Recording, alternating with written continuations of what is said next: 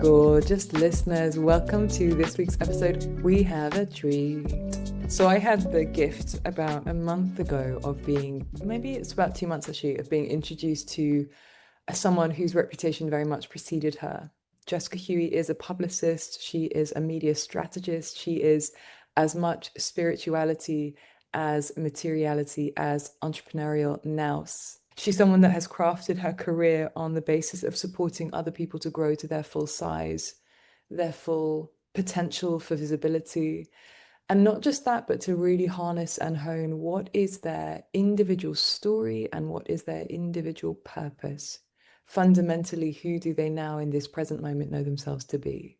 And so a lot of her work really centers on the deepest knowing, not only for her of her clients, but of her clients of themselves, so that the message they're then able to share in the world is one of richness and potency and authenticity. We talk a lot on this podcast about the word authentic, and it is so overused in modern conversation, but it speaks to something really essential.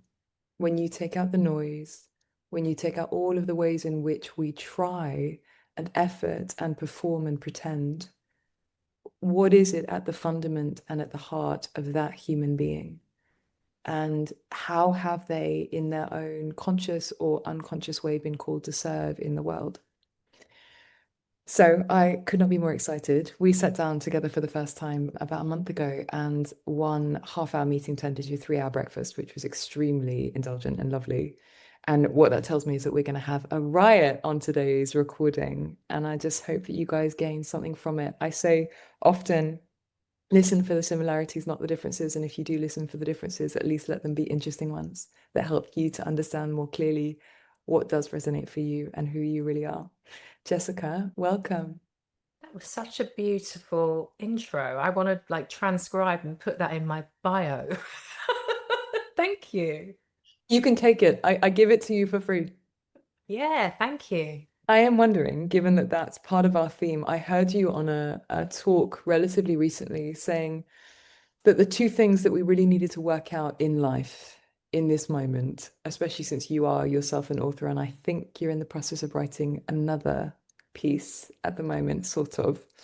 Um, you said to the interviewer that who you believe yourself to be in this present moment is a really important question. Who you believe yourself to be, who you know yourself to be. And I suppose my first inquiry, therefore, is as we sit with you, who are we sitting with? Who do you now know yourself to be? In what way are you called to serve in the world? Two-part question. Mm. I'm called to serve in the world by almost spotting talent, identifying the gifts in others, and helping to extract the gold that is they already hold and often are not fully in touch with, hand it back to them, and then support them in amplifying, elevating, sharing that gold in the world.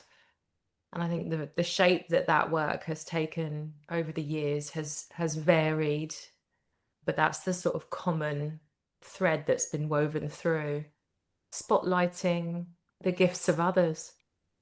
I always wonder with a gift like that, because what you're talking about there is the capacity to really be with a person and really see something in them that might be visible, but maybe not visible to the rest of the world. I always wonder with a gift like that, whether that extra layer of sight is something that people have had since day dot. It was something I was on the receiving end of that gift more than once, and I know it has everything to do with this thing about being seen has been such a huge part of my journey. And I mean, being seen probably saved my life. I look at my early start in life with very little in terms of resource, a sense of direction, qualifications. To the untrained eye, it probably looked as though I really was set up for a life of real kind of survival. But to somebody with the gift of seeing beyond circumstance, I was able to be seen by more than one individual, whether it was the university tutor who, once I eventually got there, who didn't see me as a teenaged mum, he saw me as an individual with talent and potential. And, or the woman whose hair I washed in the hairdressers and said, darling, come and work for me. You have something special to give.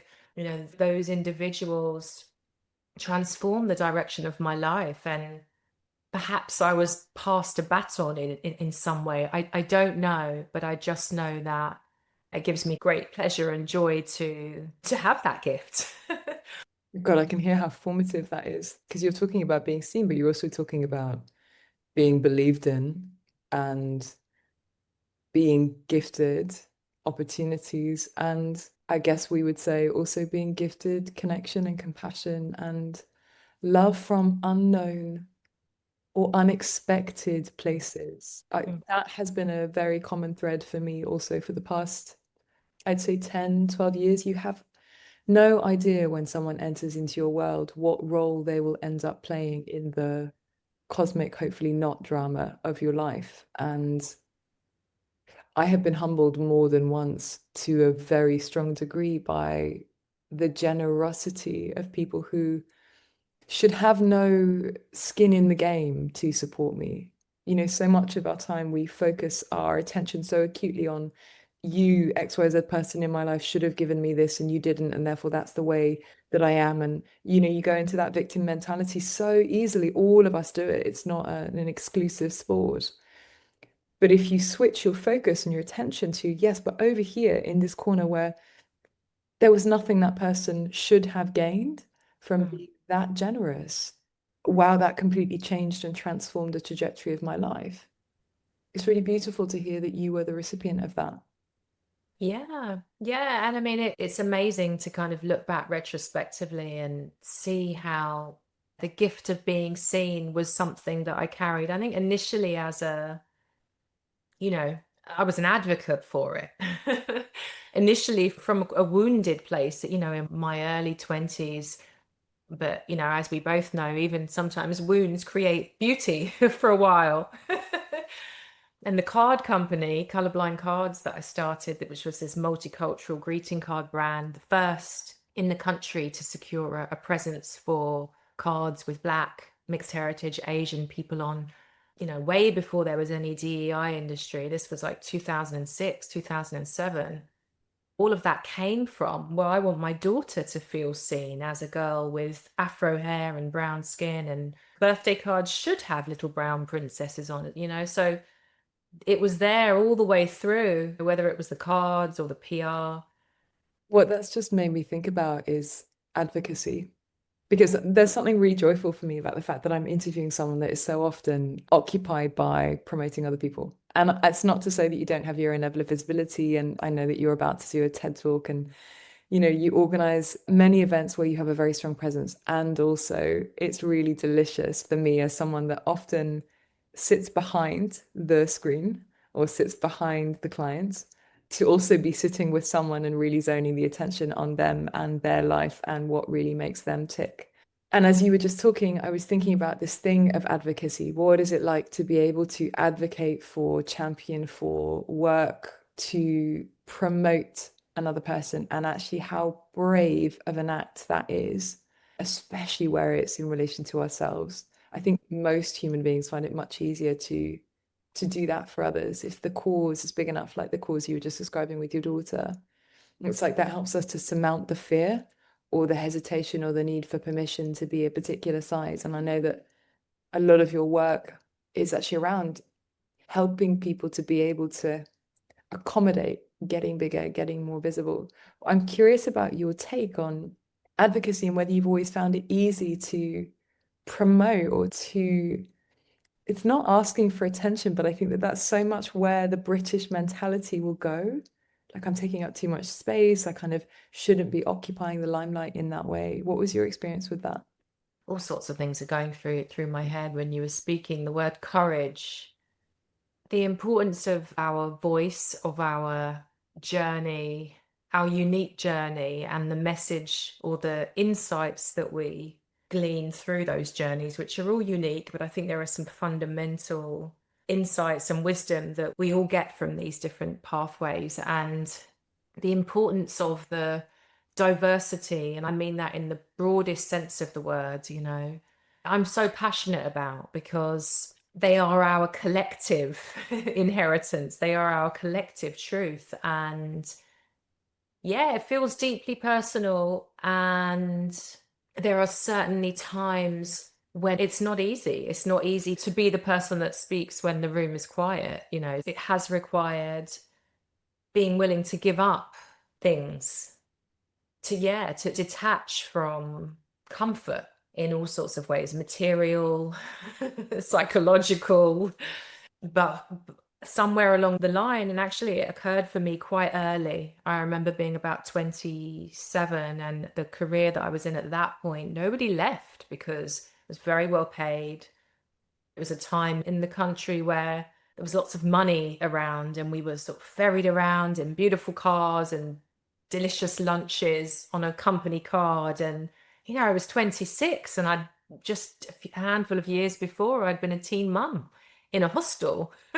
So, and yeah, as I started to become clearer on what my value system was, who I was, and to feel this misalignment from the space that I was operating in. And I say that with no judgment, but it was just, there was a disconnect. I couldn't stay. And so that's been there for me early on, and it's never left, and it has never got any more comfortable. This, need to prize what's true for me above all else. And so I think having lived it and continuing to live that and have that as my North Star qualifies me to some degree to support others in saying, hey, it's also safe to allow yourself to be seen. And actually, there's a liberation that we all win on some level in stepping into that wilderness, Brené Brown calls it, doesn't she? Yeah, being in the unknown and increasing your window of tolerance to be in that, to not have to know in order to give it a go. It's fascinating to hear you talking about courage and also comfort, because I'm reminded of all of the scientific and physiological studies that identify what happens to a human being if they live too much in comfort. What it makes very clear is that too much comfort is really not comfortable. It is the opposite to creative. It is the opposite to generative. And we were talking before we turned on the recording about this thing of kind of creativity, co-creation, that you have to be, I suppose, in a space of humility and willingness to let something emerge and evolve through you. I know that you're also, a Hay House published author. You were making the distinction for me before we started talking about the fact that if you are too agendered in your mentality, will effectively you frog march your creativity into a very particular route, which will be nowhere near as impactful or as interesting or as diverse, as you say, than if you can walk hand in hand with the unknown and trust that the unknown is the fertile ground for all possibility. You're really reminding me of that as you're talking. And I also hear this deep, disciplined commitment to integrity.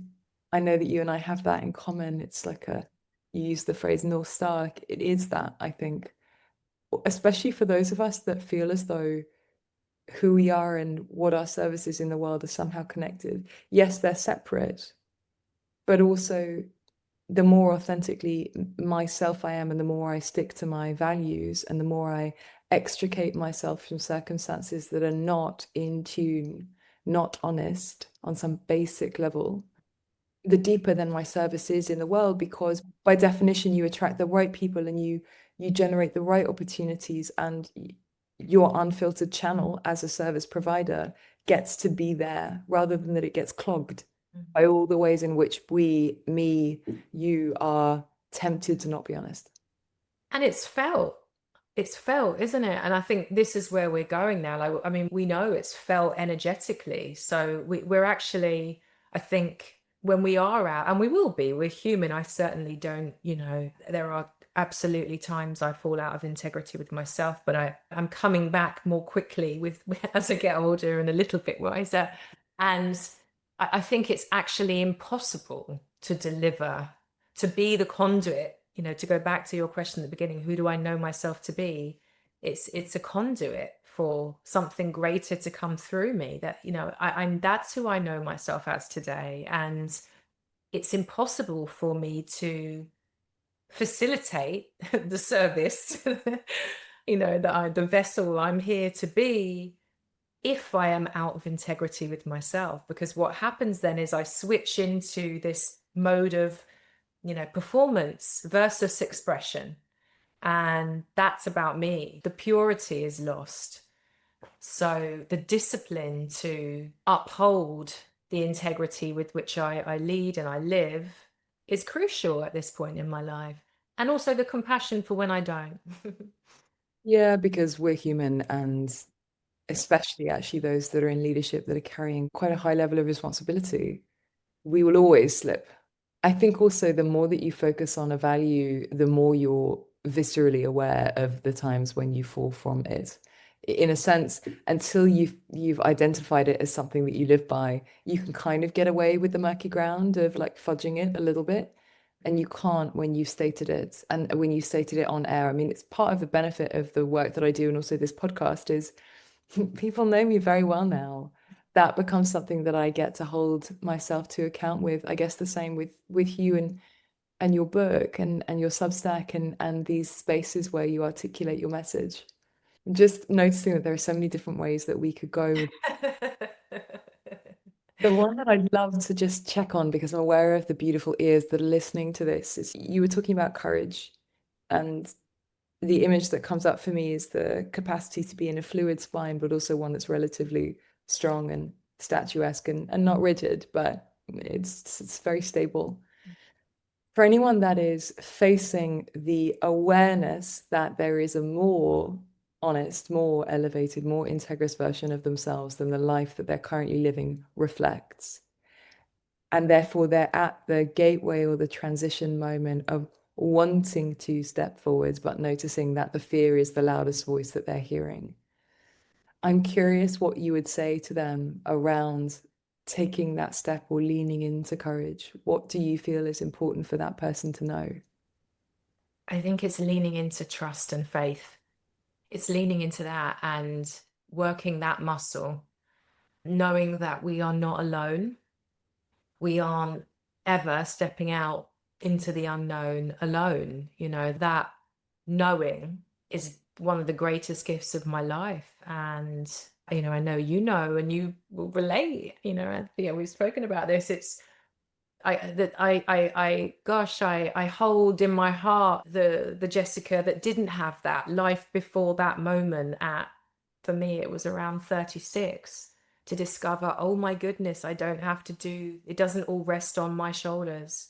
I'm not alone in this. And just continuing to anchor into that and explore that faith in whichever way feels right for you. You know, mine is outside of a religion. It's really me and my journal and prayer and meditation, yoga mat, dancing, walks in nature, reminding myself, as my dear friend Kasani Mackenzie, she's a beautiful yoga teacher in Jamaica, and we've worked together quite a lot. She says, I've ceased walking around like I'm responsible for my own creation. Just remember, get outside and like remind yourself, oh my goodness, there is this universal wise consciousness that I am a part of and supported by, which is always working in my favor. And with that power, which is bigger than any fear, step forward boldly and know that any move in the direction of love, which is the polar opposite to fear, will always be held. You know, we'll always be okay. Love and fear, love and fear. Mm. Gosh, it's a very distilling distinction between those two. I feel like you have lived according to that code when you can notice that you are tempted to move more toward the fear or the scarcity mentality is, can I err towards love? And also I feel as though from what you said to me, it's love and it's union, and the two things, they interweave. The sense of non-separation between you and another person, or you and the wider humanity. When you were talking earlier about voices needing to be heard because there's a diversity, a true diversity in the world, and that diversity needs to be represented. I can feel the way that diversity and unity, they're the same, even though they sound so distinct. But there's something in that as I hear you. Absolutely. I mean, on the surface, diversity looks like difference. That's the irony or the paradox. And actually, you lean into it. You honor the difference. And in the honoring of the difference, or the honoring of the story and the individual paths that we all walk, we're able to move beyond it and transcend the difference and recognize the universal, the shared. But we can't get to that space without the honoring of the diversity first.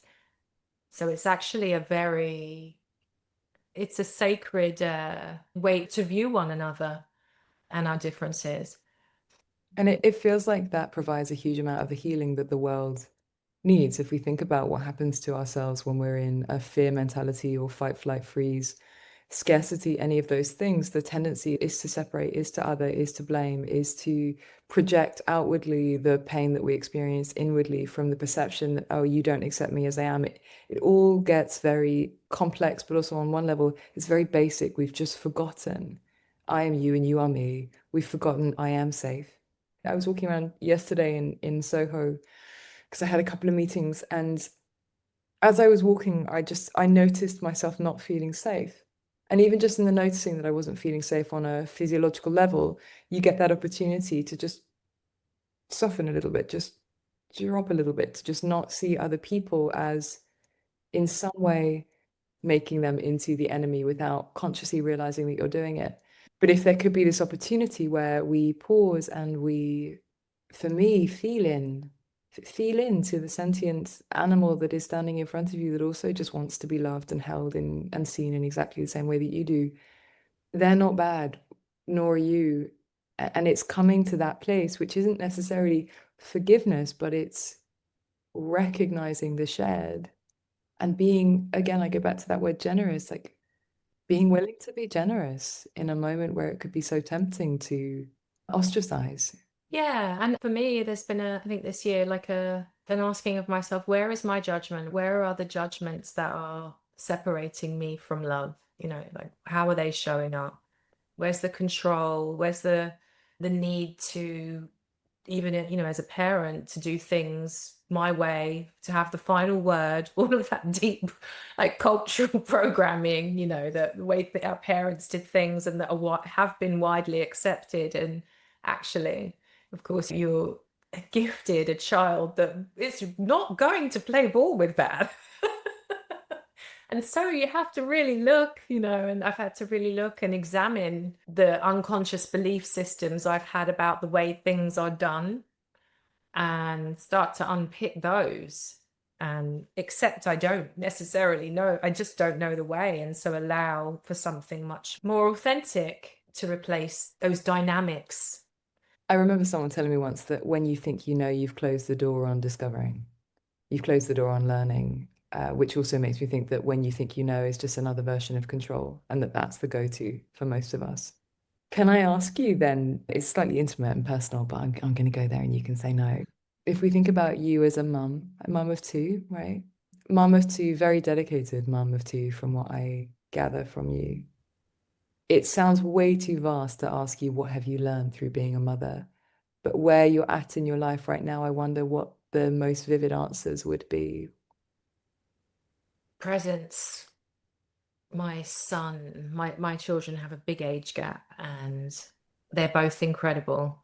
My daughter, God bless her, had a less evolved mother.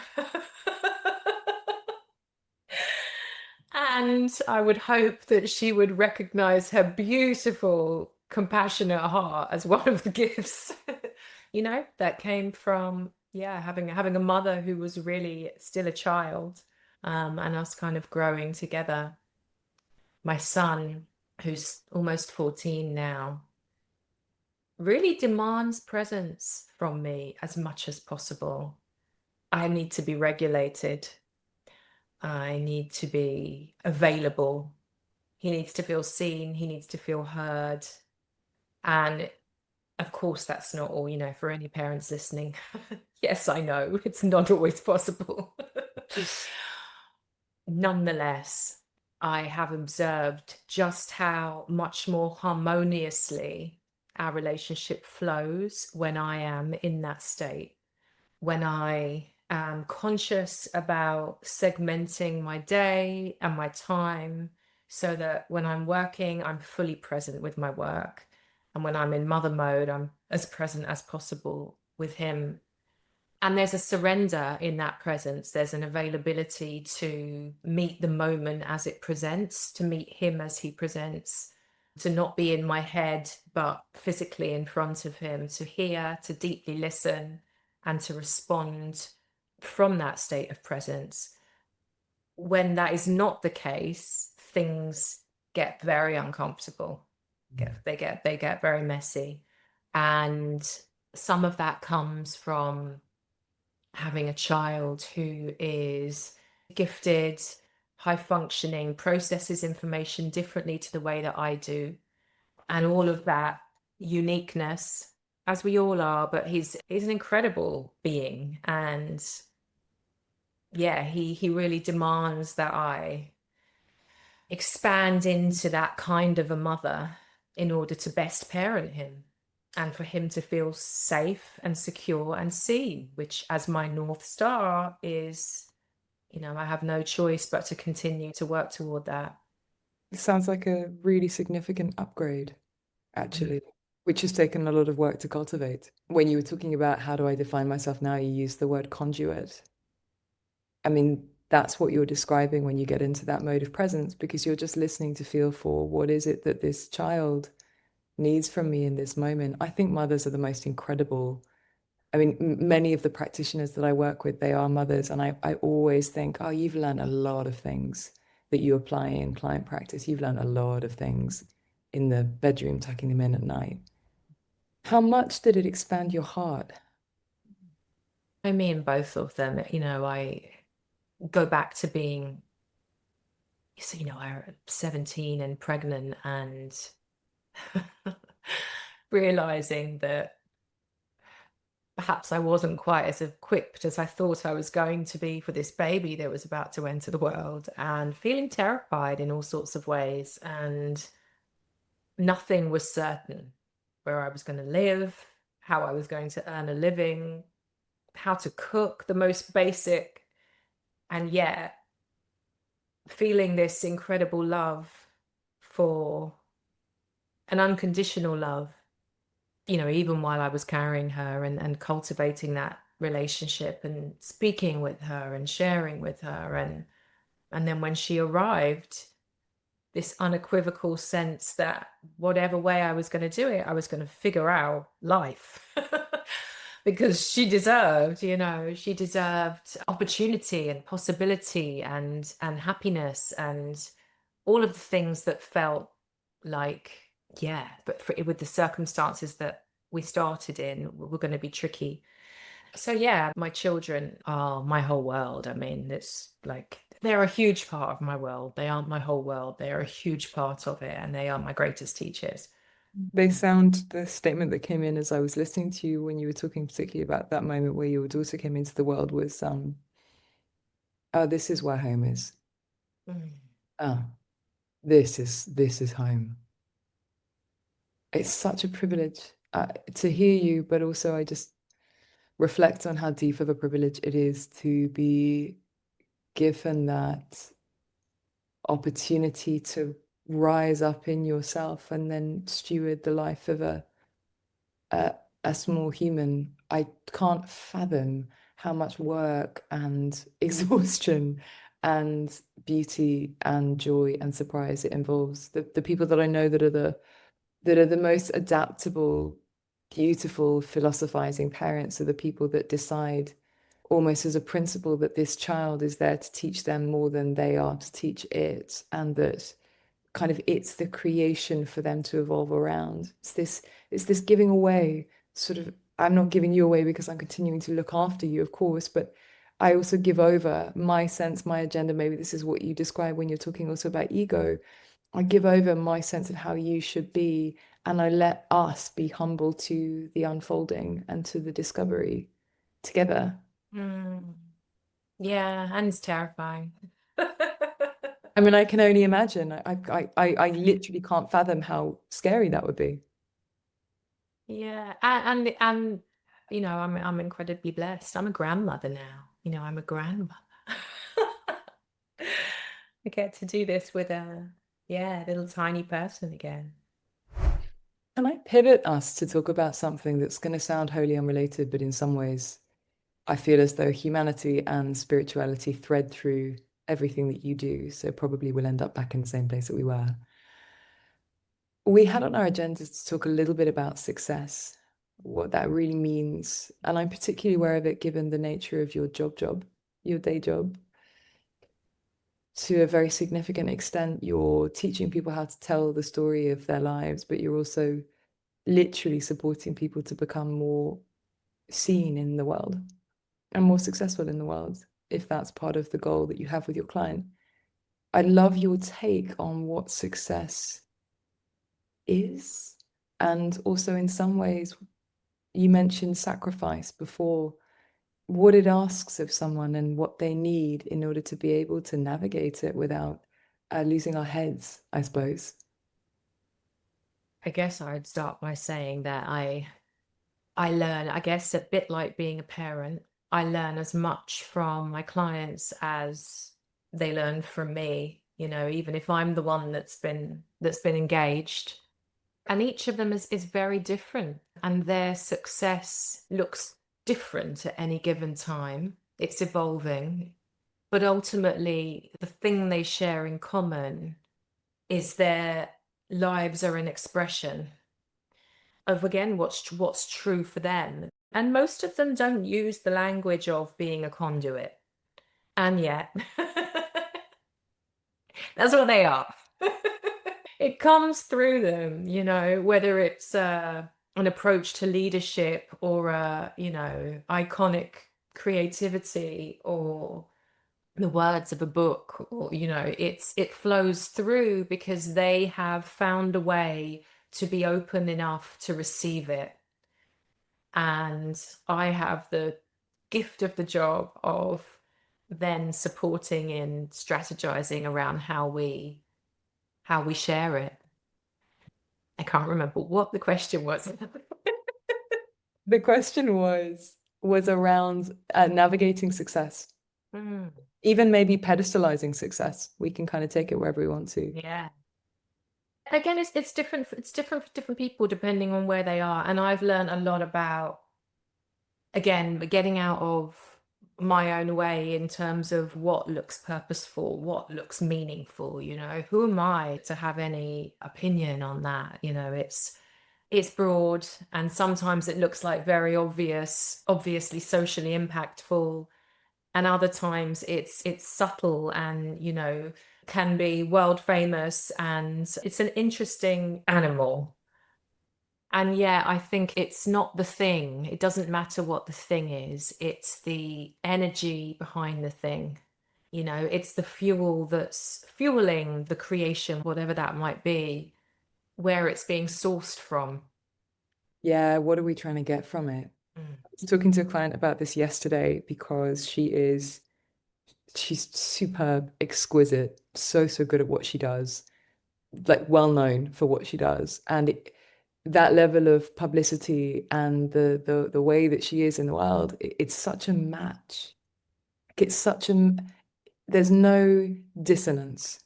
You see her, you feel her, you spend time with her. It just makes sense for her to be doing what she's doing in the world at the level of publicity that she is. Right. And so that has a feeling of resonance to me. And my body is able to be calm in that because it just feels, oh yeah, this has a rightness. It's not correct, it's not right or wrong, but it has a rightness. And I think that that's what happens for me when we come into this more like embodied languaging, or maybe this more energetic felt sense that you, I know, are very intimately in touch with. And it's very different from being around someone where they've externally pedestalized success to such an extent because it is trying to give them something that feels as though it's lacking.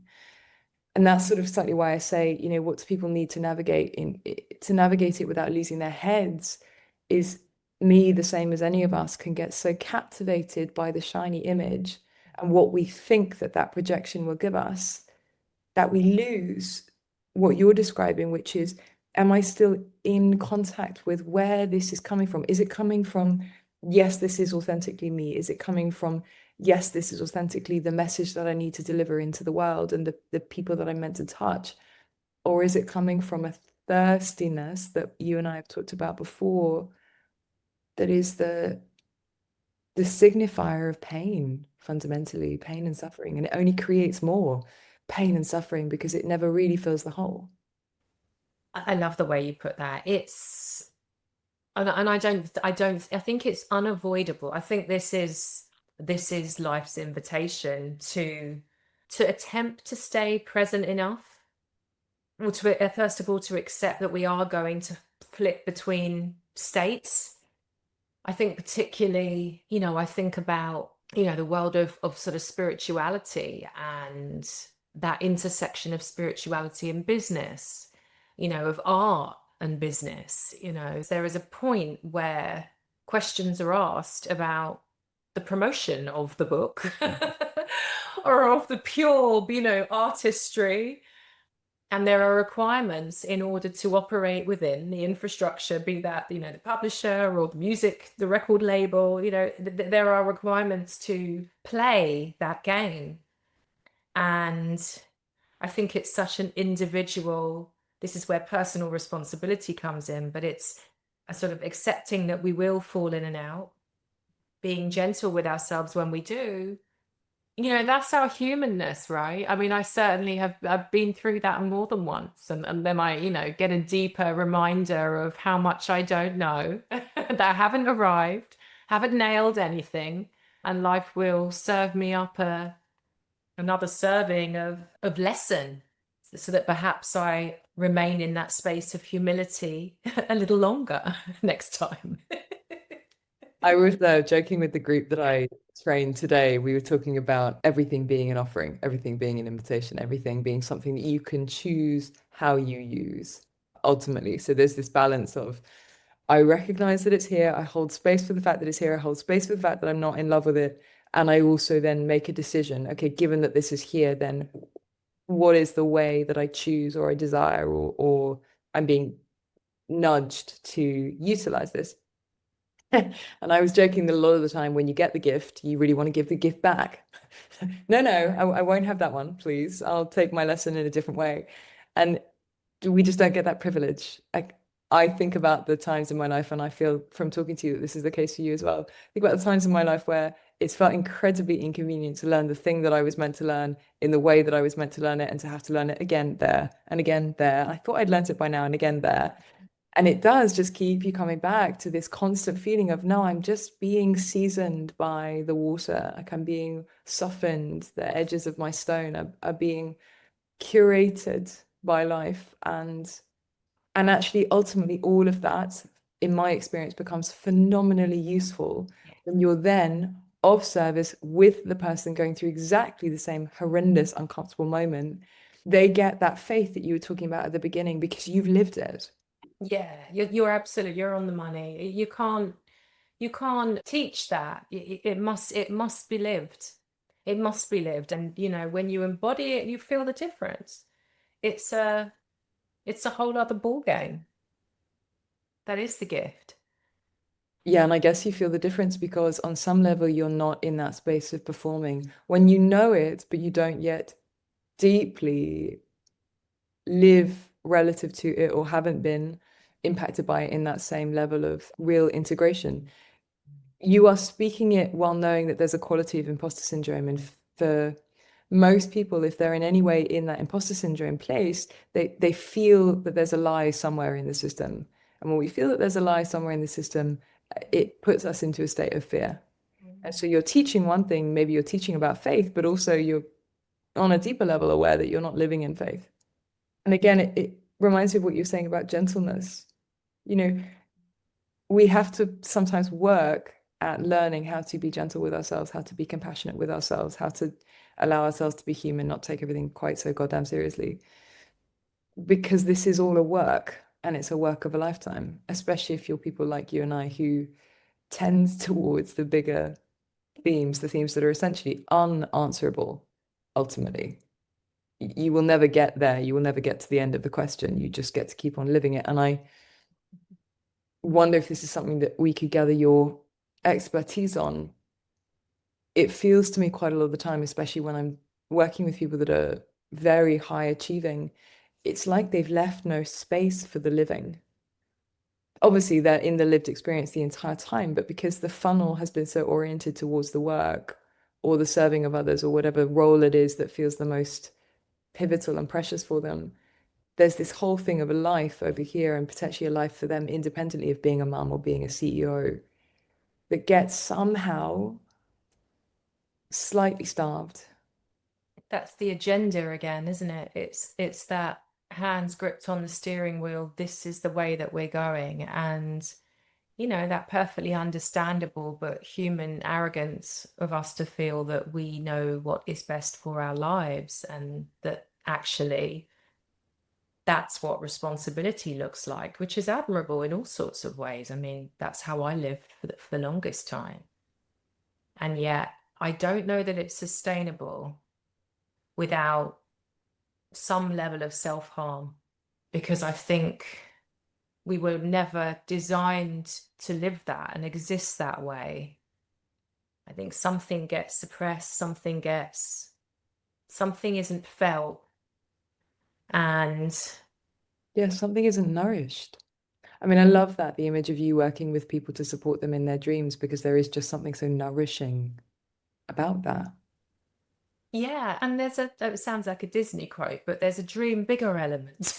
I think, again, having been the girl who was sweeping up the hair that was seen for something else, and that's not, I don't mean that in a sort of that there's anything wrong with sweeping up hair in a hairdresser's. It's not that kind of binary or sort of linear better than or less than, but it's just something was seen, something was recognized. And yeah, it's fun to just there's a lightness about the work that I do, which is, let's play, let's be creative and explore. Let's move beyond your idea of who you are, and let's see what else is available. Let's just park that for a while. Yeah, because it's only ever based on your limited understanding at the time. So that leads me then maybe onto our final question, which is, what's your next big stretch, or what's your current big stretch for you as a human and as a practitioner and as a leader? What is the stretch for you right now? Yeah, I think it really is. It's an internal one in some ways, which is sort of fully stepping, and I'm in that process, fully stepping into the message I have to share at this point in my life, and that will filter its way out into possibly a book, certainly a talk this week. But it starts there. And I also really share this with clients, that the work is there. It's all in the activity beneath the soil before we get the shoots. The shoots happens very quickly, and then it has a life of its own. But it's the fertilization of the seed beneath the soil that is where the real work is. Yeah, so I'm in that phase. I really love that. And also, it means that everyone that's listening, that's so accessible. It might not feel it. It might feel kind of terrifying to be going deeper into the roots of you before trying to make the external things change. It's also true what Jessica's saying. That is the place to start, because that is the place from which everything else comes by definition.